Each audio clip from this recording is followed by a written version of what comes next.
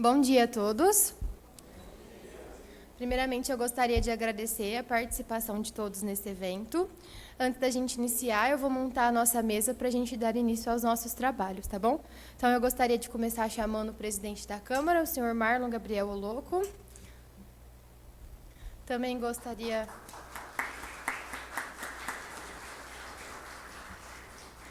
de convidar o prefeito municipal, o senhor Rogerson.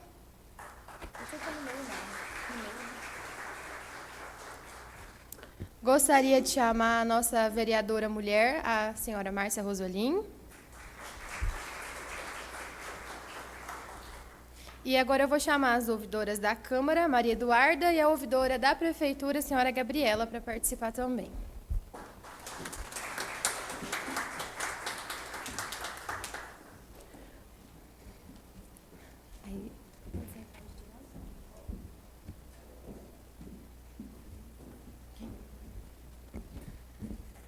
Eu também vou convidar para compor a mesa a primeira-dama do município, a senhora Elaine, por gentileza.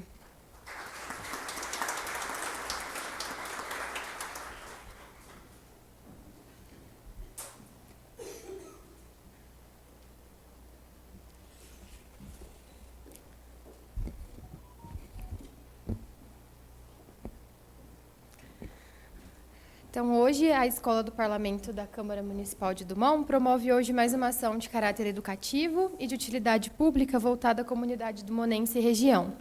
A Escola do Parlamento, para quem não conhece, é um projeto da Câmara que a gente sempre traz cursos, palestras para toda a população. Então, quem tiver interesse, a gente sempre está postando no nosso site oficial e também no Instagram da Câmara. Ao acompanhar esse presente evento, todos os participantes assumem e atestam seu consentimento e concordância para o uso dos seus dados, imagens e voz coletadas na gravação e transmissão pelo YouTube, Facebook e demais canais apropriados para o compartilhamento em conformidade do artigo 7º, inciso 2º da Lei Geral de Proteção de Dados e ao Decreto Municipal número 2561, de 15 de abril de 2026. Eu gostaria de saudar as autoridades aqui presentes, também agradecer às secretarias, o pessoal da Prefeitura que está aqui, Saúde, Educação, o CRAS, o Conselho Tutelar, Cultura, e todo mundo que está aqui em geral. É uma honra receber vocês aqui hoje. Hoje a gente vai realizar a palestra Gosto Lilás, em parceria com a Prefeitura Municipal. As meninas da ouvidoria vão explicar melhor. E eu gostaria de antemão agradecer a Flávia, que se disponibilizou a vir gratuitamente fazer essa palestra. Então, muito obrigada, Flávia. É um prazer ter você aqui. Espero que você venha mais vezes também.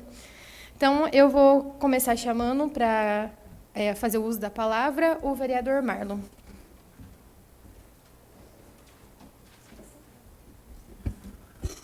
Bom dia, autoridades presentes, bom dia a toda a população. Fico feliz de ver hoje a Escola do Parlamento, em nome da Elo e da Duda, que não se desdobraram, para estar fazendo esse evento acontecer. Um evento muito importante, o Agosto Lilás, que é o mês da conscientização contra a violência da mulher. Agradecer também a palestrante Flávia, que veio, mais uma vez, gratuitamente aqui na Câmara, de estar mostrando essa palavra, que isso aqui eu acho que não deveria nem existir essa conversa, essa palestra, que isso aí deveria vir de casa já, para não acontecer nada dessas contas de violências contra a mulher. Não vou me alongar muito, queria agradecer a presença de todos e desejar uma boa palestra a todos. Bom dia.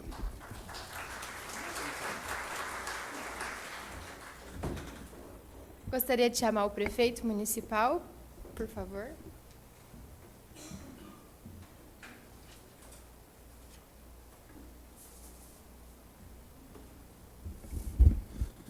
Bom dia a todas e a todos.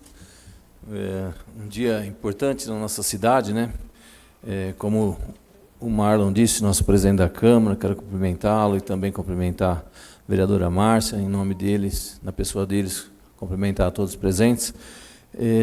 Realmente, o ideal seria que não tivéssemos a necessidade dessa palestra, mas, infelizmente, os números nos provam que é cada vez mais importante a conscientização, essa palestra, e também das mulheres saberem os direitos que elas têm, a proteção que elas precisam, e é muito importante que a gente faça o nosso trabalho, né?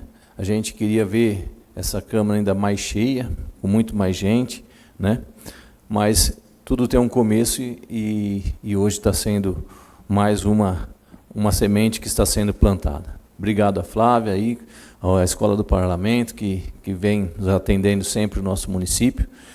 E uma boa palestra a todos, bom dia a todos.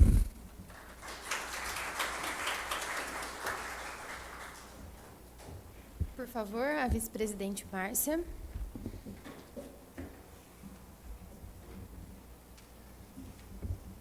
Boa noite a todos, autoridades presentes, secretários, funcionários, visitante. Fico feliz, eu sou a única mulher que representa nessa Casa de Lei, a única mulher no meio desses homens todos, mas eu coloco eles no bolso, estou brincando. Deixa eu falar, é muito importante essa palestra. Antigamente as mulheres eram violentadas e elas sofriam em casa, hoje não, hoje existe proteção, hoje existe palestra, hoje existe cuidado. Então, a gente está aqui para ouvir quem estiver sofrendo. Hoje tem como ligar, hoje tem como conversar, não é como antigamente. Eu agradeço todo mundo que está aqui hoje nessa casa. Bom dia, eu ia falar boa noite.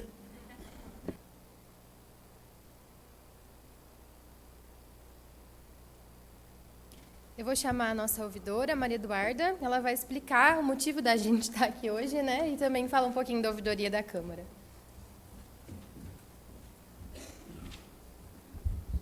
Bom dia a todos. Sejam muito bem-vindos a esse encontro, que foi uma parceria organizada pela Escola do Parlamento, a Ouvidoria da Câmara e a Ouvidoria da Prefeitura, sobre essa temática de extrema importância, que é justamente o enfrentamento da violência contra a mulher. E o nosso papel frente a essa problemática social, porque é justamente o papel da ouvidoria, que é horizontalizar a comunicação entre o poder público e a sociedade. Eu quero agradecer a todos que se fizeram aqui presente, agradecer à Prefeitura Municipal, agradecer essencialmente a Heloíse, da Escola do Parlamento, pois foi a partir dela que essa palestra foi organizada, e agradecer à palestrante Flávia por ter se prontificado a ministrar essa palestra. Nós estamos aqui devido a um questionário do Tribunal de Contas que busca o selo Ouvidoria Cidadã, que é justamente isso, dar o foco da ouvidoria em problemáticas sociais, permitir que o diálogo seja horizontalizado entre a sociedade civil e o poder público. Eu quero agradecer mais uma vez a todos e que tenhamos uma boa palestra.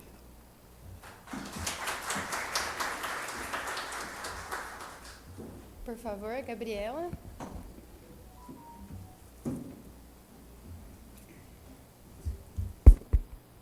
Bom dia para todos.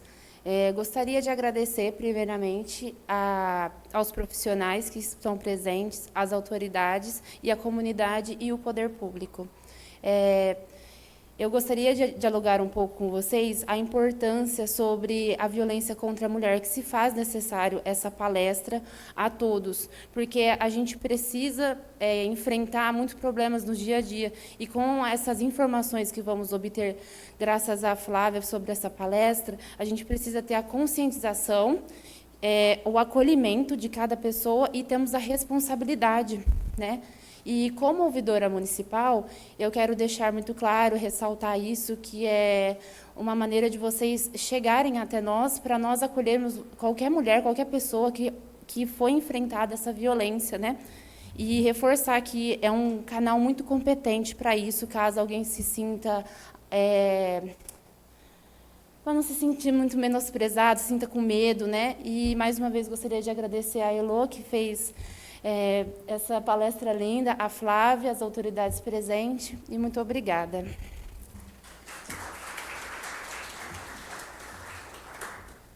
Bom, agora eu vou desmanchar aqui a mesa de cerimônia, pedir para que ocupem os seus lugares na plateia para a gente iniciar a palestra, então. Gentileza.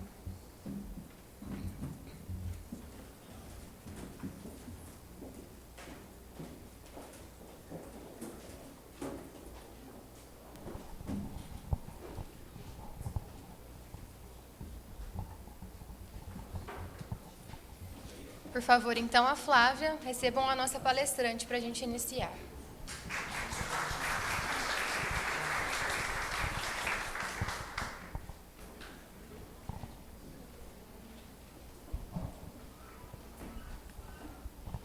Bom dia a todos. Bom, meu nome é Flávia, quem não me conhece, eu sou psicóloga, moro aqui em Dumont há mais ou menos uns 11 anos. Atualmente estou trabalhando aqui em Dumont, tá, num consultório, e trabalho também numa comunidade que chama Santo Rosário. Bom, então hoje fui convidada, né, para falar um pouquinho sobre o mês da conscientização pelo fim da violência contra a mulher.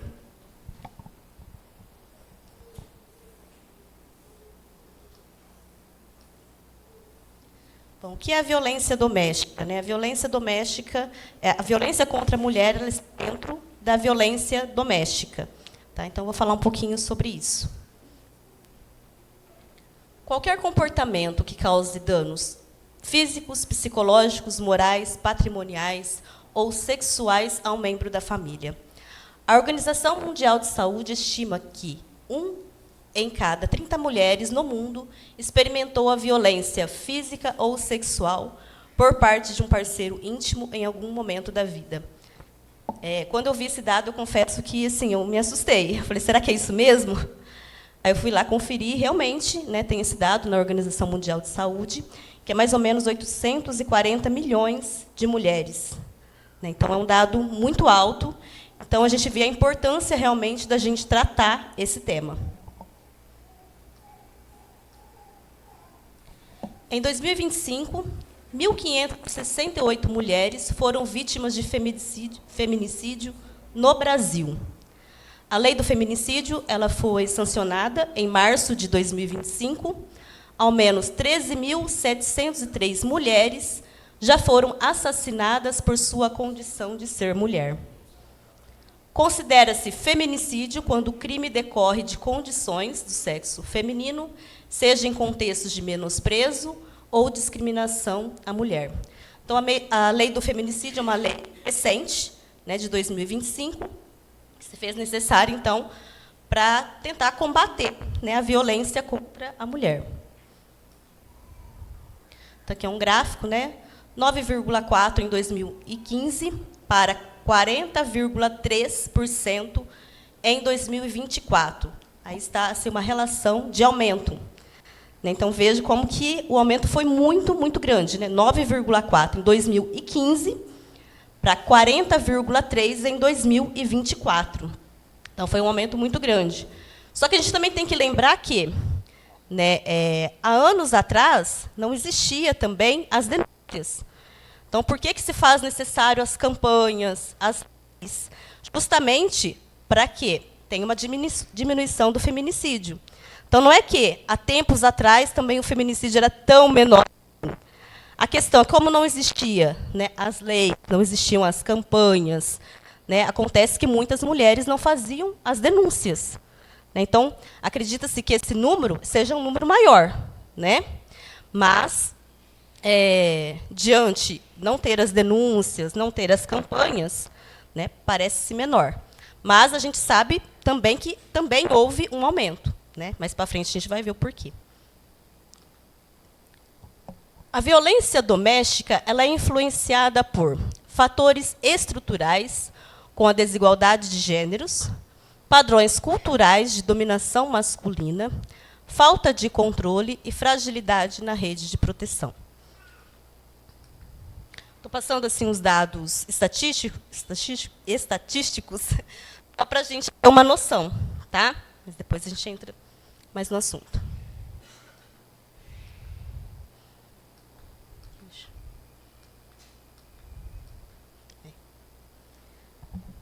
Fatores estruturais com qualidade de gênero. Quem são os agressores? 6 a cada 10 são os próprios companheiros. Um número bem alto, né? 2 a 10, ex-companheiro que não aceita o 4,9, desconhecido.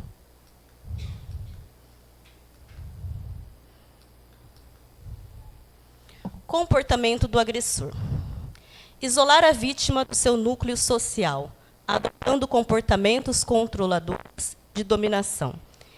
Impedir atendimentos médicos, controlar o dinheiro da família, impedir o trabalho e o estudo. Bom, é importante a gente conhecer o comportamento do agressor, certo? Porque muitos desses comportamentos, eles parecem assim, que não são tão ofensivos. Por exemplo, né?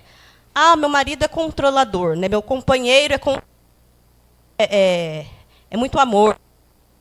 É uma pessoa que ela ama muito, né? Tem pessoas que falam assim, olha, eu tenho um companheiro que ele é muito ciumento, né? Ele não deixa eu fazer nada, ele não deixa eu trabalhar, ele não deixa eu ter meu próprio dinheiro, ele não deixa eu ir no médico sozinho. Já ouviram esses casos? Alguém aqui já ouviu? Né? Aí fala assim, é muito ciúmes, é muito amor. A gente tem que tomar preocupação com isso, né? Porque muitas vezes o que é dito como um gesto de amor, né, na verdade não é. Na verdade é uma agressividade aí embutida, né, um comportamento embutido, em que a mulher ela só vai perceber, né, depois de um certo tempo, quando essa agressividade se torna uma agressividade física. Então é por isso que a gente tem que ter as mulheres, né, elas têm que prestar atenção no comportamento dos seus companheiros, né? Tem que entender o que de fato é amor, né, e o que de fato é controle. E isso muitas vezes não acontece. Fatores estruturais com desigualdade de gênero.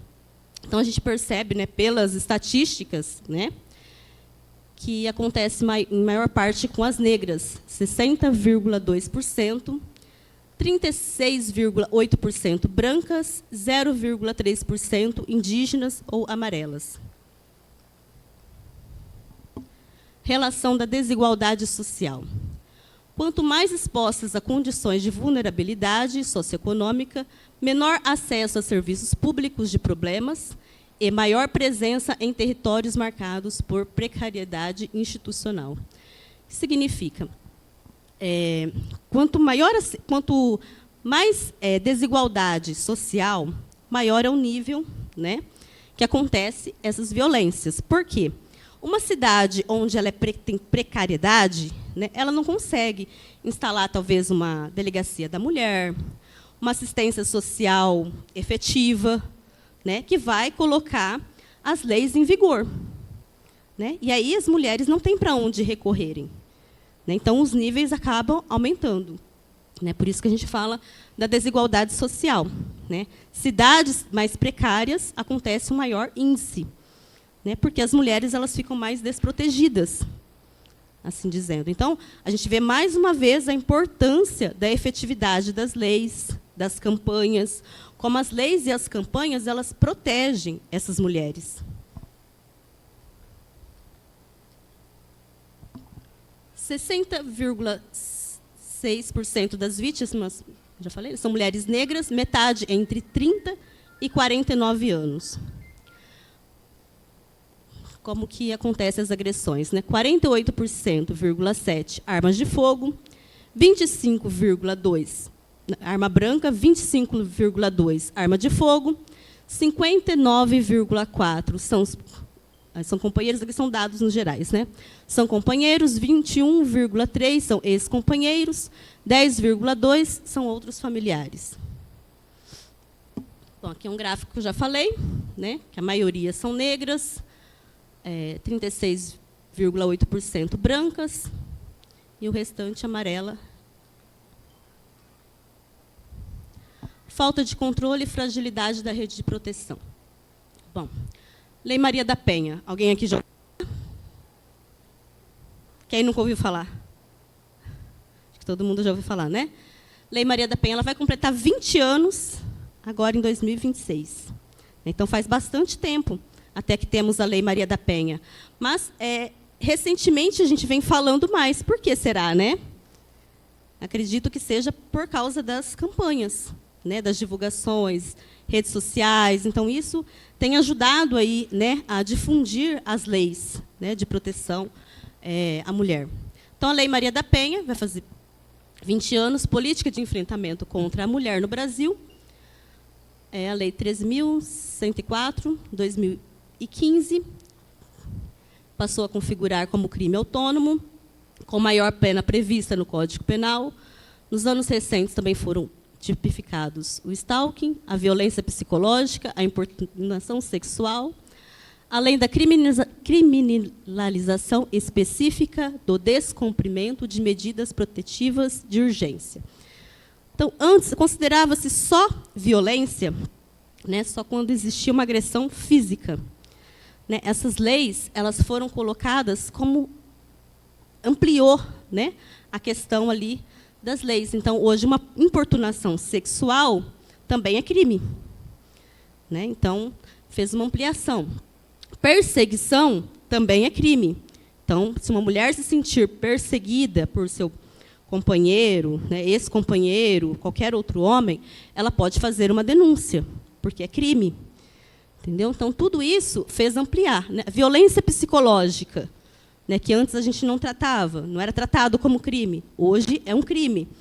Então, essas leis ampliadas fizeram com que a proteção fosse maior. Né? O problema central não é mais sobre a criação de novas leis, e sim a capacidade de implementá-las de modo efetivo. Então, o que acontece também? Né? A Lei Maria da Penha existe há 20 anos. Mas o que a gente vê com o feminicídio? Aumentou? Aumentou. Né? Por que será que, ao invés de aumentar, diminuir, aumentou? Sendo que as leis existem, sendo que elas estão sendo ampliadas. O que será que faz com que teve esse aumento?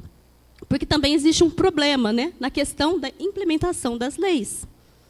As leis elas precisam ser efetivas. Né? E o que acontece? Acontecem falhas. Né? A gente sabe que é crime a perseguição.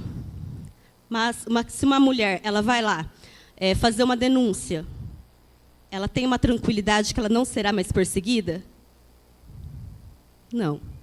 Então, quer dizer, existem ainda pontos que precisam, né, ser aí melhorados. Como? Né? Não sabemos ainda, ou pelo menos, né, eu não sei, mas a parte jurídica aí deve estar estudando sobre isso. Né? Então, é muito bom ter essas leis, mas ainda a gente sabe que ainda não são efetivas. Né? Ainda tem que se melhorar ainda em relação a isso.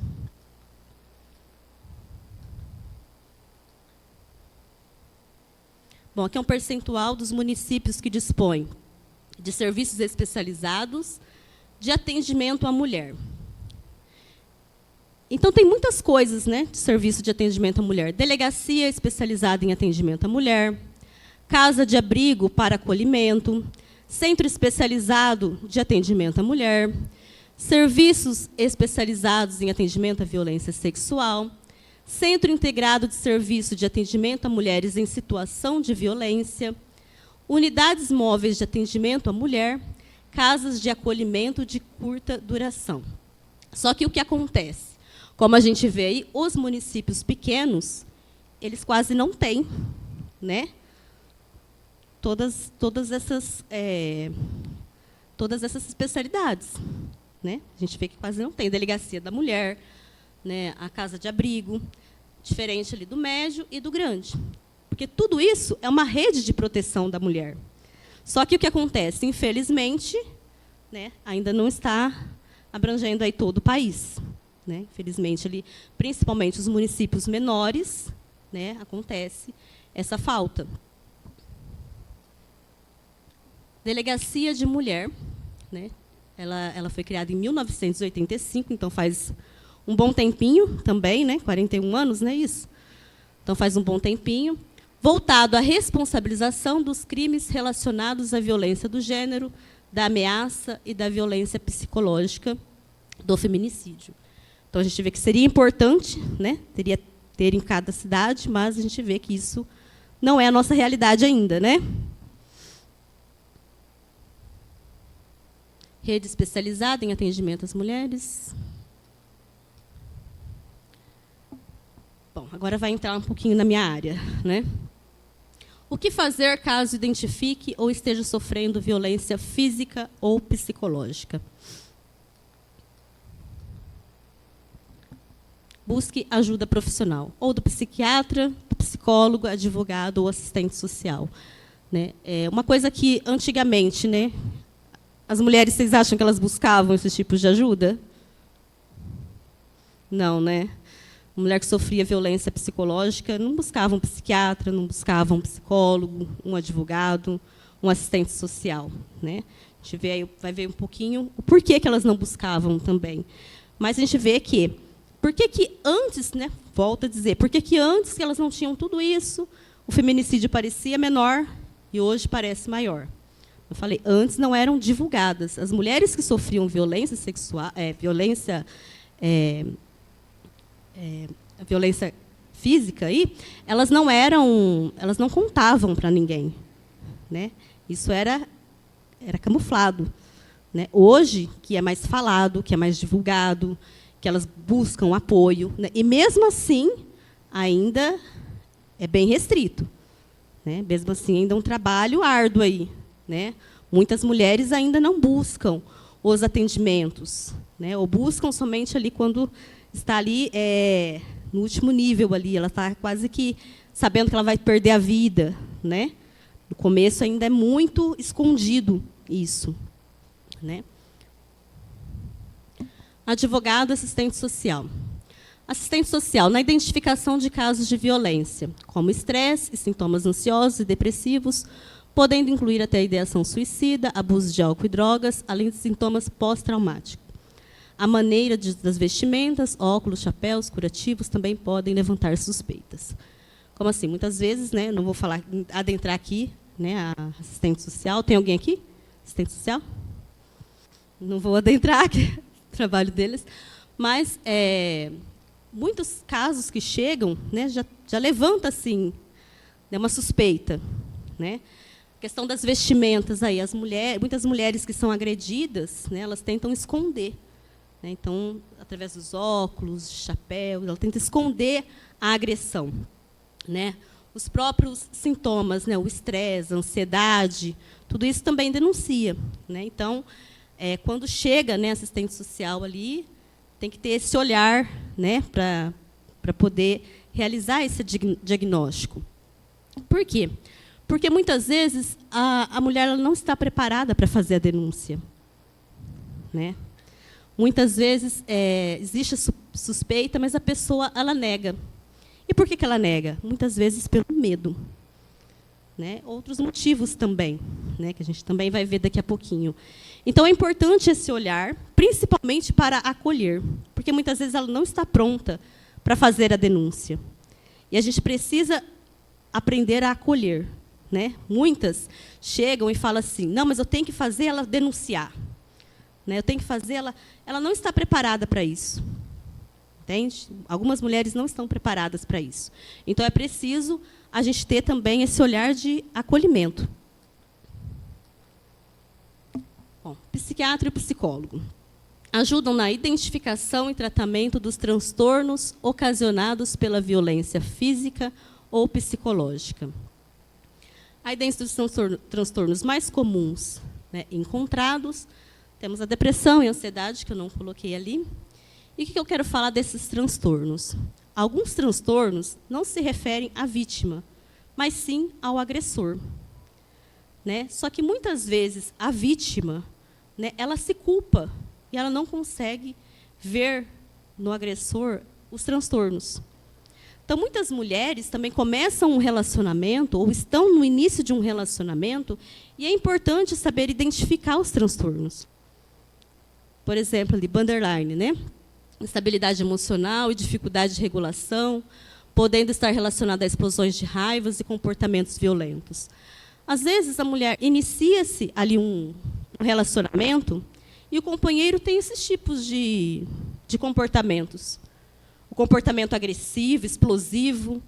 E o que muitas mulheres falam? É o jeito dele. Já ouviram isso?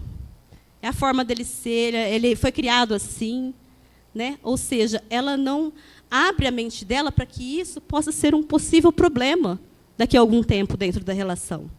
Então, é importante, principalmente as mulheres que estão iniciando aí um relacionamento, poder estar atenta a esse tipo de comportamento. Tá? Antissocial, desrespeito às normas sociais e falta de empatia, impulsividade, manipulativos. Também, quantos homens, né, quantos companheiros têm essa coisa de manipulação, né, de fazer com que a mulher se sinta culpada pelas agressões que ela recebe. Já ouviram isso também? Olha, eu estou te batendo, estou fazendo isso porque você me tirou do sério. Se você não tivesse me tirado do sério, nada disso teria acontecido. Então, é importante a gente olhar para esses tipos de comportamentos também, manipulativos, em que o homem responsabiliza o companheiro, responsabiliza a mulher pelas suas atitudes erradas. Isso, muitas vezes, está no início de um relacionamento. Tá? E a mulher ela não percebe. Então, principalmente as que estão no início de um relacionamento, se observar esses tipos de comportamento, fiquem atentas. Certo? Narcisista. Exagerada importância de si mesmo, falta de empatia, comportamentos abusivos e controladores. Eu falo que um dos transtornos mais difíceis de ser tratados é o narcisista. Né? Por quê? Porque ele dificilmente não olha para que o problema seja com ele. Ele acredita que o problema seja o outro. E quando a gente olha, né, para o problema como se o outro fosse o responsável, não consegue ter a mudança. Concorda? Então, tá lá, ele é explosivo, ele manipula, ele é impulsivo. Né? O problema é tudo com ele. Né? Mas ele não enxerga esse problema. Entende? Então, é muito, muito difícil você conseguir mudar o comportamento de um narcisista. Tá?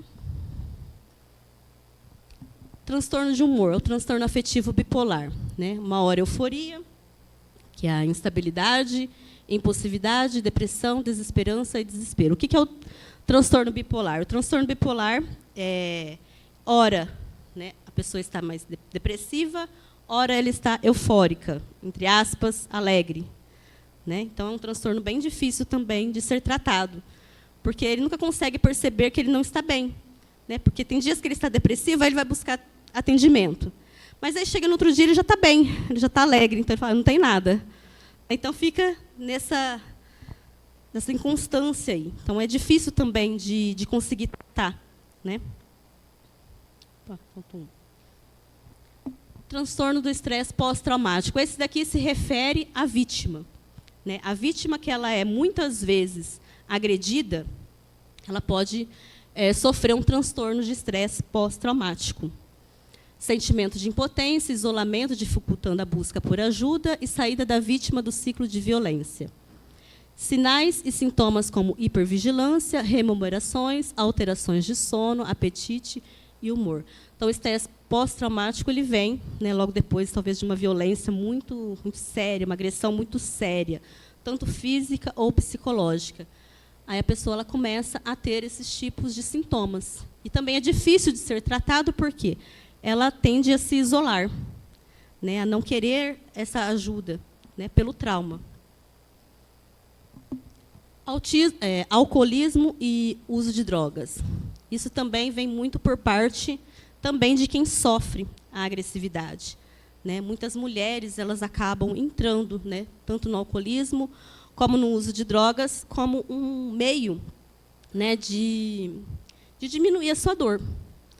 Né? Como ela não consegue fazer as denúncias, ela não consegue sair daquele relacionamento, algumas passam a usar, né, o álcool, a droga, como um meio ali de se aliviar. Né? Então, aumentam o uso de álcool ou substâncias como um mecanismo de enfrentamento da situação, buscando um alívio, conforto ou anestesia emocional. Segundo ponto, o risco de suicídio também é muito alto. Né? Por quê? Mais uma vez, ela não vê outra alternativa de sair da situação. Né? Muitas mulheres em alguns casos, elas sofrem ameaças de morte. E não só elas, os filhos também, muitas vezes. Então, fica difícil ela sair da situação. Não é só ir lá e fazer uma denúncia, muitas vezes, né? Muitas vezes isso vai custar um preço muito alto e ela não consegue sair disso. Então, o risco de suicídio também é bem grande, né, em algumas situações.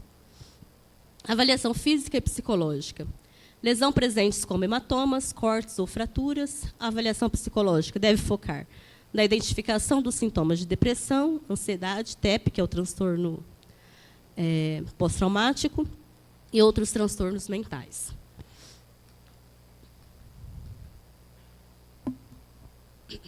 É importante que a vítima reconheça os transtornos no agressor para que possa buscar ajuda o mais rápido possível. É o que a gente falou, né? Que eu falei agora há pouco. Muitas vezes a vítima ela não vê no agressor que o problema é dele. Né? Parece uma coisa assim, mas como não? Muitas vítimas não veem. Né? Elas não olham para o agressor como que se ele tivesse um transtorno. Elas se culpam, né, por aquilo. Não todas, né, mas grande parte. Algumas vítimas acreditam que o problema sejam com elas e se culpam pelas agressões. É importante também identificar os comportamentos incorretos antes que as agressões se agravem. Como assim? Muitos companheiros, né, no início, têm as brincadeiras, né, agressivas, né, tem, como eu falei, o jeito de ser. Né, o jeito de ser dele é bruto. Já ouviram isso? Né? Ah, brincadeira, né, ele gosta de falar que eu estou feia, né, que eu estou gorda. Já ouviram essas brincadeiras de mau gosto na frente das pessoas? Né, tudo isso são indicações, né, de possíveis agressões. Né? Menosprezar a sua companheira, né, é sinal que a gente tem que ter um alerta aí, né? Porque quem ama vai fazer isso. Quem de fato gosta da pessoa vai menosprezar, vai tratar mal na frente dos outros. Entende? Então, a gente tem que olhar para o que de fato é uma brincadeira, o que de fato é o jeito de ser, e o que de fato é uma agressividade. Né? Ah, ele é machista. Então, cuidado. Né? É um indício aí de que mais para frente pode sofrer uma agressividade. Então, é preciso a gente olhar os comportamentos, né? Identificar os comportamentos. Principais sintomas e sinais psicológicos ou psiquiátricos associados à violência doméstica. Medo, a insegurança, baixa estima, estado depressivo, ansioso e o estresse pós-traumático. Então, tudo isso também vai dificultar, né, as denúncias. Muitas vezes as mulheres estão com medo, né, com medo ali da morte, com medo de ser mais agredida, com medo de que os filhos ou os familiares, né, possam sofrer essas agressões também. A insegurança, como eu falei, as leis elas existem e são boas, mas ainda elas não são 100% efetivas. Né? Concorda? Tem lá a lei, né, Maria da Penha, olha, não pode, se a mulher faz a denúncia, né, não pode chegar a tantos metros, né, da pessoa, mas é 100% garantido que isso vai acontecer? Né? Então, muitas mulheres também têm medo, né, fazem a denúncia, mas também têm esse medo, porque tem essa insegurança de fato. Né? Baixa estima. Né? Quando chega ali a baixa estima, a pessoa acha que tudo é problema dela. Ela está passando tudo aquilo porque ela merece. Né? Foi ela que não foi trabalhar, né? Então teve que estar ali casada, então eu estou casada, não trabalhei, não estudei, então eu mereço tudo isso. Né? Então a mulher ela se coloca para baixo, como se ela fosse merecedora de tudo isso. Né? Estado depressivo. Quando se está em estado depressivo também é muito difícil pensar num futuro melhor. Né? Que isso pode ser resolvido, que ela pode ter uma outra vida. A pessoa num estado depressivo, dependendo, né, o grau da depressão, ela se isola. Né? Ela não quer retomar ali a sua vida, ela tem dificuldade para retomar a sua vida. E o estresse pós-traumático, que a gente já falou, sobre o isolamento. Como a psicoterapia pode ajudar? Os profissionais de saúde mental devem estar atentos aos sinais e sintomas que podem indicar a presença de violência doméstica. Os primeiros sinais são os físicos. Né? Muitas vezes a gente percebe, né? Os arranhões, o olho roxo, né, as vestimentas que está ali escondendo. E depois, né, o comportamento, que é a ansiedade, né, o nervosismo ao relatar.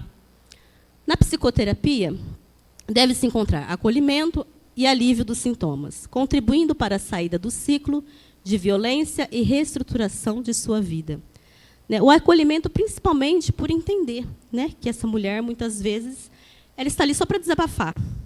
Né? Já atendi casos em que o paciente chegou e falou assim, olha, eu vim aqui para uma única sessão, só para eu contar o que está acontecendo, porque eu não vou conseguir sair da relação.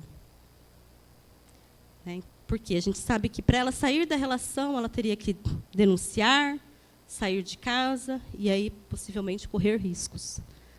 Né? Então, já tive pacientes que chegaram lá e estiveram só numa única sessão para ela poder contar tudo o que estava acontecendo, desabafar e falar, olha, eu não quero continuar. Né? Porque eu não consigo ter a mudança. Então, a gente tem que ter esse olhar de acolhimento, né? De entender que aquele não é o momento para ela, né? Que ela não está preparada para a mudança. A gente precisa entender também isso. Né?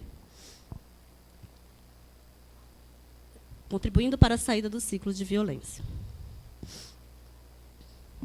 Medo, culpa, vergonha e autoculpabilização são sentimentos que reforçam a permanência e dificultam a saída. Né? Então, o medo, né, que falou, a culpa, a vergonha, né, muitas vezes de estar sendo agredida. Muitas mulheres, né, elas não denunciam. Né? Como que eu vou falar para os meus familiares que eu estou sendo agredida? Como que eu vou dizer para os meus amigos o que está se passando dentro da minha casa? Eles vão ficar sabendo. Né? Então, muitas não fazem as denúncias, né, não saem da relação pela vergonha, por se culpar, né, mais uma vez. Então, isso dificulta a saída desses relacionamentos. Então, a psicoterapia ela oferece nesse espaço de ressignificação, de fortalecimento na autonomia e na construção de novas possibilidades de vida. Porque, para algumas mulheres, elas vivem isso como uma sobrevivência. Elas sobrevivem. Né? Amanhã eu tenho que passar por isso de novo, e vão passando. E vão passando. Elas não conseguem enxergar que pode existir uma mudança. Né? Que ela pode sair desse relacionamento e que ela pode retomar a vida dela, né, fora desse relacionamento. Algumas não conseguem enxergar isso. Elas não conseguem se enxergar fora do relacionamento, mesmo o relacionamento estando todo conturbado. Para ela não existe outra saída. Entendeu? Além de se manter ali e de sobreviver nesse ambiente. Então, a psicoterapia ela ajuda a mulher a olhar no outro lado. Olha, existe vida fora do teu relacionamento conturbado. Né? Você pode pedir ajuda, buscar ajuda. A sua vida pode ser diferente.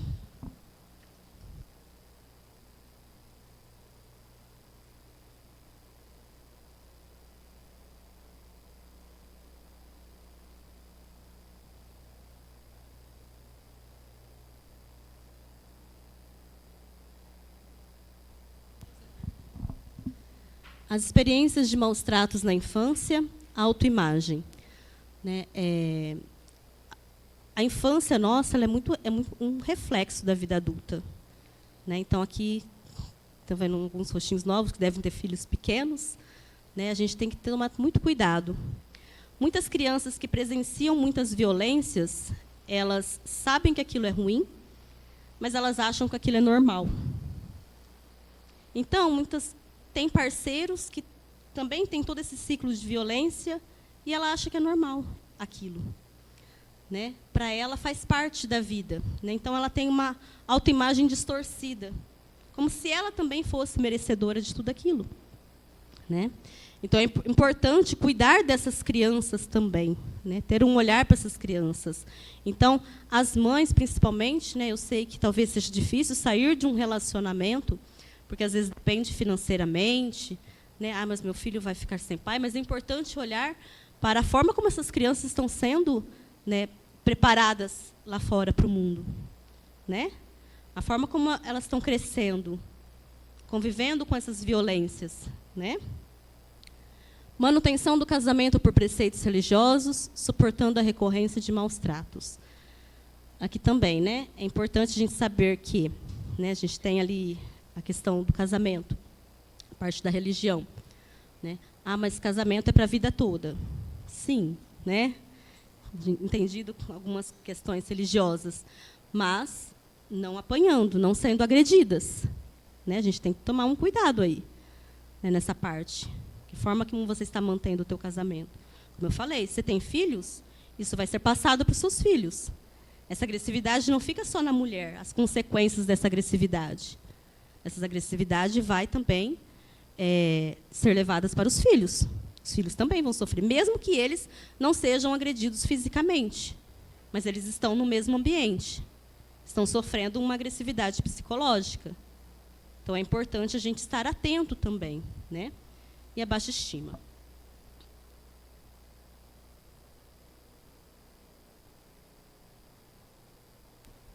Ajudando a mulher a recuperar sua liberdade emocional e a estabelecer limites saudáveis.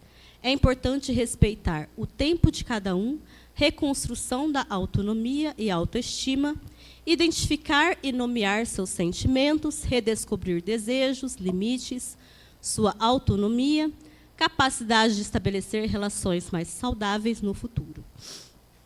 Bom, então aqui, como eu falei, muitas mulheres elas chegam tão desgastadas, né, para um atendimento, elas chegam assim, sem imaginar que seja possível elas retomarem a vida delas. Elas chegam porque, olha, daqui, se eu não tiver encontrar saída, daqui é um passo para o suicídio. Né? Estou buscando isso porque me falaram para vir aqui. Né? Mas, no fundo, elas não acham que elas podem recuperar as suas vidas. Entende? Então, um papel também do psicólogo é demonstrar que é possível, né, essa reconstrução da autoestima, da autonomia. Né? Muitas mulheres chegam no relacionamento, elas são totalmente dependentes dos seus companheiros. Né?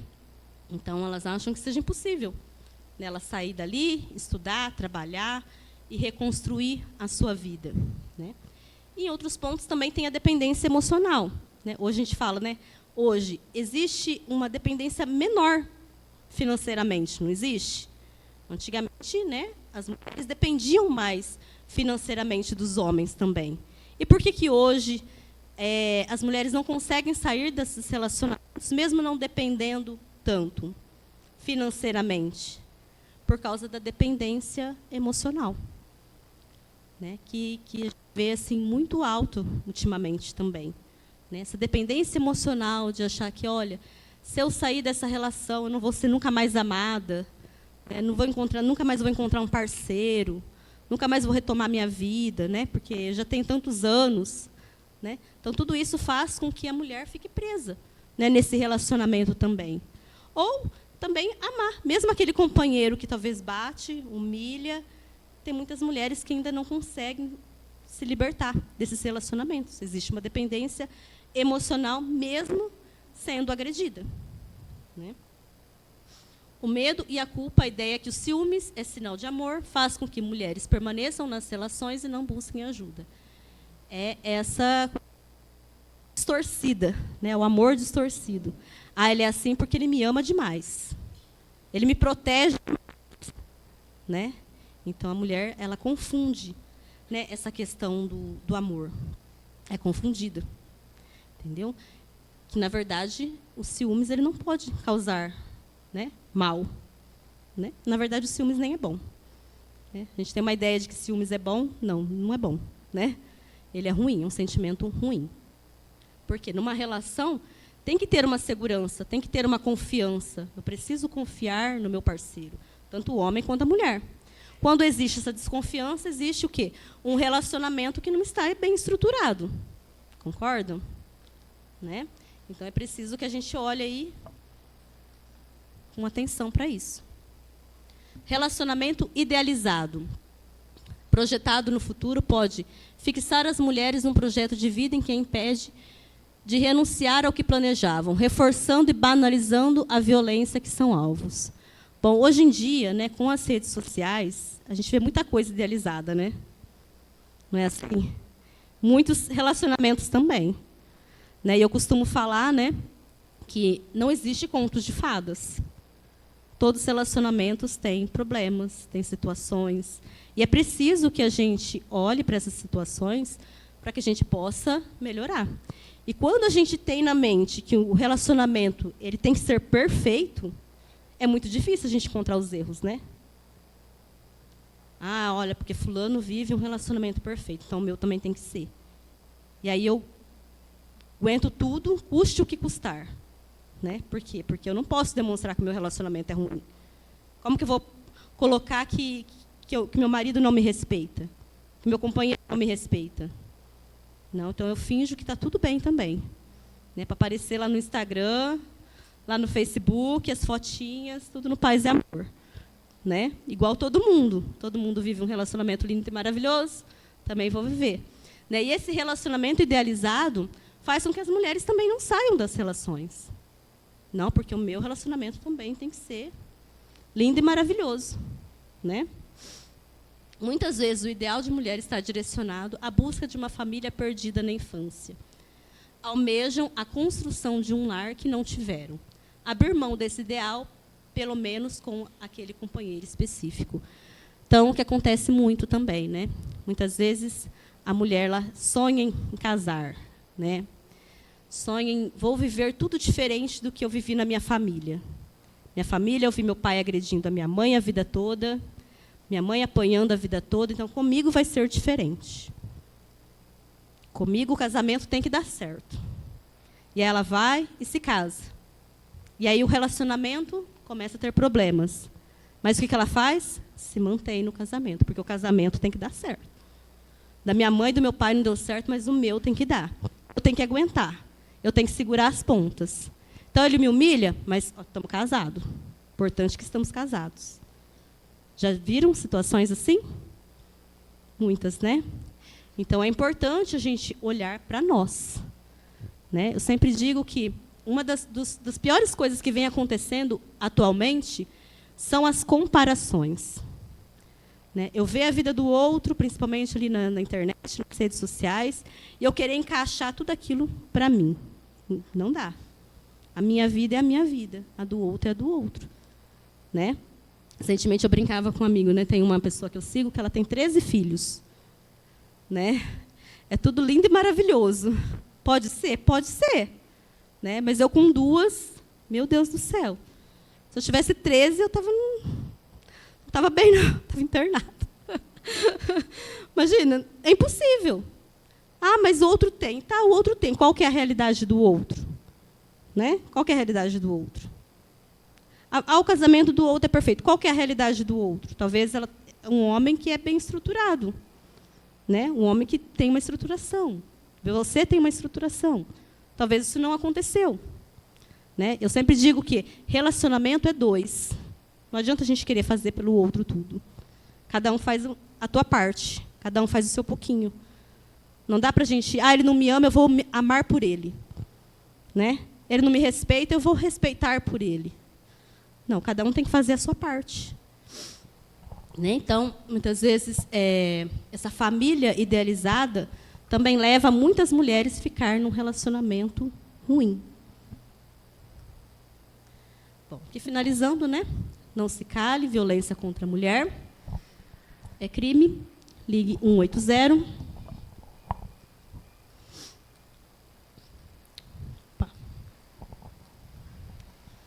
E obrigada pela oportunidade.